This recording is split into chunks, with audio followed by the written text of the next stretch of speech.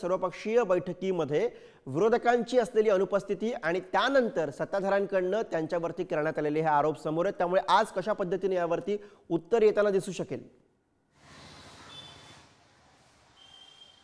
गुरु, आपण जर पाहिलं तर काल मराठा आणि ओबीसी या आरक्षणाच्या मुद्द्यावरून सर्वपक्षीय बैठक जी आहे ती काल पार पडली मुख्यमंत्र्यांच्या अध्यक्षतेखाली। यावेळी दोन्ही उपमुख्यमंत्री आणि सत्ताधारी पक्षातले सगळेच मंत्री, नेते आणि आमदार या ठिकाणी उपस्थित होते। मराठा आरक्षणासंदर्भात या सगळ्या आणि ओबीसी आरक्षणासंदर्भात या सगळ्या बैठकीत चर्चा झाली। मात्र विरोधकांनी आणि महाविकास आघाडीने या सगळ्या बैठकीवर जो आहे तो बहिष्कार टाकला ऐनवेळेस, आणि त्यामुळे यावरून राजकीय वातावरण जे आहे ते तापलेलं आपल्याला पाहायला मिळालं।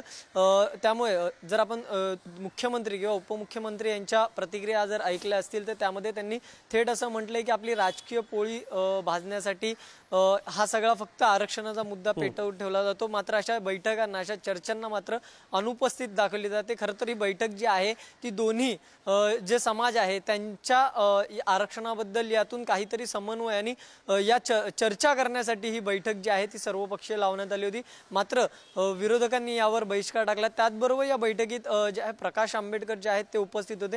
यावेळेस त्यांनी एक महत्त्वाचा मुद्दा मांडला की विरोधक असतील किंवा सत्ताधारी असतील, दोघांनी जे आहेत दोघांचे मुद्दे जे आहेत ते लेखी स्वरूपात लिहून दिले पाहिजे, आणि हा मुद्दा जो आहे यावर सगळ्या याच्यावर मुख्यमंत्री नक्कीच विचार करतील असं देखील या बैठकीत ठरलेलं पाहायला मिळालं। त्यामुळे नक्कीच आता या सगळ्याहून काल सत्ताधाऱ्यांनी विरोधकांवर आरोप प्रत्यारोप केलेले पाहायला मिळाले। आता विरोधी पक्ष त्यांची बाजू कशा प्रकारे मांडतात हे पाहणं महत्त्वाचं असणार आहे, कारण की विरोधी पक्ष मराठा आणि ओबीसी आरक्षणासंदर्भात धन्यवाद धनंजय या सगळ्या विश्लेषणासाठी।